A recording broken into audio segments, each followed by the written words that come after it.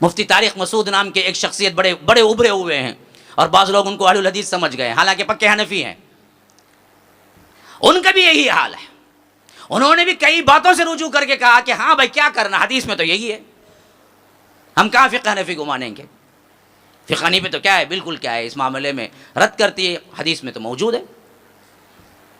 ہاں ابھی میں آخری میں ان کا گزشتہ سال بڑا مسئلہ ہوا تھا، جھینگا حرام ہے یا حلال ہے، اب اس پر انہوں نے فتویٰ دیا کہ جھینگا حرام ہے فقہ حنفی کے مطابق، حالانکہ قرآن اور حدیث دونوں کا دونوں کیا ہے، آپ کے لیے کیا ہے، اجازت دے رہے، وَهُوَ الَّذِي سَخَّرَ الْبَحْرَ لِتَأْكُلُوا مِنْهُ لَحْمًا طَرِيًّا، اللہ تو خاص کر سمندر کی جو چیزیں ہیں اس کو اللہ نے اتنا زیادہ مقام دیا، فرمایا کہ لحمن طریہ، فریش گوشت بولے تو وہ یہ سب باسی گوشت جو کھاتے تمہیں، بکرا کاٹو کیا بھی کاٹو باسی وہ، کیونکہ کاٹ کے مردہ ہو کے اس کے بعد تمہیں لا کے سالن بنا کے کھانا تمہیں، فریش لحمن طریًا، مچھلی اور سمندری جانوروں کو اللہ بولا وہ لحمن طریہ ہیں، وہ فریش، جیسے ملا ویسے تل کے کھاؤ، ہاں کوئی مسئلہ نہیں۔ تو اس معاملے میں کوئی رائے کیا، دو رائے ہی نہیں ہے، جھینگا حرام ہے، چپل مچھی حرام ہے، کل پھڑے نہیں رہے گا تو حرام کہتے، اس کا کان نکال کو دیکھنا کہتے، اندر لال ہے گا تو حلال کہتے، لال نہیں تو حلال، کون بولا بھائی، کہاں تشریح آئی ہے؟ اللہ نے تو کھلی دے دیا، سخر البحر لتاکلوا منہ لحما طریا، جو بھی ہے سمندر کا حلال ہے، اور حدیث میں صاف کہہ دیا وہ الطہور ماءہ والحل میتتہ، اس کا پانی وضو کے لیے پاک ہے، اس کا مردار حلال ہے۔ آج ہمارے پاس ایک فرقہ ہے، وہ فرقہ مچھلی کو بھی ذبح کر کے کھاتا، معلوم نہیں؟ معلوم ہے؟ ہاں سرچ کر کے آئیے کون سا، آج نہیں بولوں گا، پھر کبھی بولوں گا، لیکن ہے ہمارے ہاں ایک فرقہ ویسا بھی کہ مردار نہیں کھاتا، وہ ذبح کر کے کھاتا، وہاں پر جا کے باقاعدہ کیا ہے، مچھلاروں کے پاس کھڑے ہو کے وہ خود لیتے پھر ذبح کرتے پھر اس کے بعد کھاتے، ورنہ نہیں کھاتے، جبکہ حدیث میں صاف کہہ دیا کہ هو الطہور ماؤہ والحل میتتہ، اس کا مردار حلال ہے، کھاؤ۔ اب انہوں نے کیا کر دیا کہ بیچ میں فقہ لا کے کیا کیا، ہمارے امام تو جھینگے کو حرام کہتے۔ اب مسئلہ یہاں آ گیا، اب ان کی یہ بات دیکھ کے میں اتنا عجیب، انسان جب حدیث سے دوری اختیار کرتا ہے تو کہاں کہاں پھنستا ہے۔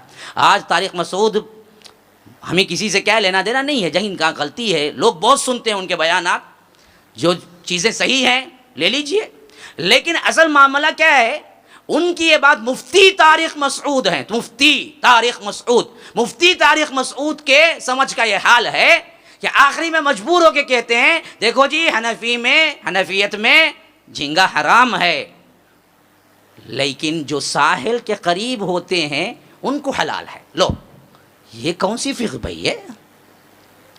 جو دور ہو، آپ کتنے کلومیٹر دور ہونا پوچھتا ہوں ان سے، بھائی سمندر سے کتنے کلومیٹر دور رہے تو جھینگا حلال، کتنے کلومیٹر کے اندر رہے تو جھینگا حرام، بولو تمہیں؟